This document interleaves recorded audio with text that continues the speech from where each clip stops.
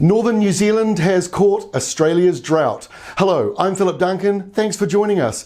As Weather Watch alluded to way back in September, the northern part of New Zealand was catching the big dry that was coming out of Australia. Remember, parts of Australia have been in drought now for a few years, but particularly the last 12 months have been exceptionally dry and hot. And the upper North Island has been caught up in that really across 2019. That's why last year was drier than average. Now it's getting hotter and drier still, and it's interesting to see the New Zealand government now saying Northland, Auckland and North Waikato are pretty much in a meteorological drought. So let's explain what is happening. It is all this high pressure that's been drifting out of Australia for months that's keeping the north dry. We had that cyclone last week, Tino, which was way off to the northeast, and because we had blocking high pressure, it pushed that storm and of course the rain with it out to our east. The highs to the north are also stopping the storms in the Southern Ocean, which brought, kind of a miserable end to December and start to January in some southern areas. And there's still big storms down there and still more perhaps wind and rain coming in through February. But for the north of the country, this belt of high pressure is dominating, and that's why it is so dry at the moment.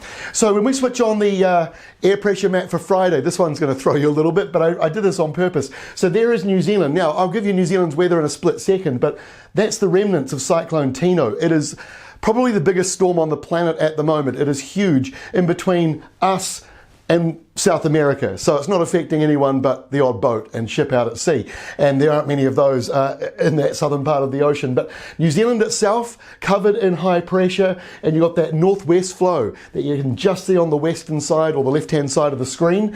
That is a hot nor'wester coming out of Australia for Friday. So a warm to hot end to the week. In fact, the South Island is looking several degrees above average on Friday. Saturday, more of that hot weather. So it is both Australian and subtropical drifting down into the South Island. This is truly the beginning of peak summer for the rest of January and probably the first week or two of February. Although some areas in the South Island might get a bit of a cool down. As I just mentioned before, the Southern Ocean is still very active, so early February might see a southerly popping up into the South Island, but for now, you've got a northerly to northwesterly wind, which pushes your temperatures up. There's a little bit of rain on Saturday, only a small amount over on the west coast, a little bit coming into Southland, but for those areas that really need it, it stays dry as we head in towards the weekend. By Sunday, no real change, still high pressure dominating the North Island, and we've got a couple of showers lingering over here on the western side.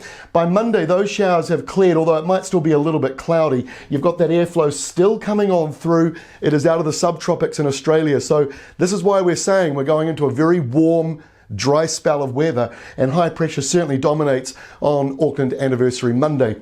And our final map for Tuesday doesn't really change a lot. High pressure still in charge to the north. We've got stormy stuff down here in the Southern Ocean, and between that and the high pressure, it increases this hot nor'wester. So that's why forecasters are talking more and more about this hot weather coming through and the dry weather. Sometimes it takes another couple of days before it reaches you, but this hot weather is going to be coming and going between now and really about the 7th of February at this stage.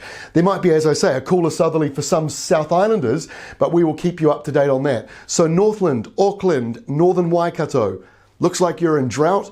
We'll keep you informed on where the rainmakers might be, because February can be a very interesting month. So don't get too stressed just yet. There is always a chance. We've got a tropical low there. There is another one forming up to the northwest. All we need is a break in the high pressure, which we can get, and that's when the rainmakers all come down. So we won't get too depressed just yet, but I have to say we are definitely going into drought for the top of New Zealand. We have caught the big dry from Australia, and even some parts of Canterbury and Waikato Upper and other parts of New Zealand also looking very dry and likely to get drier as we go through the month of January.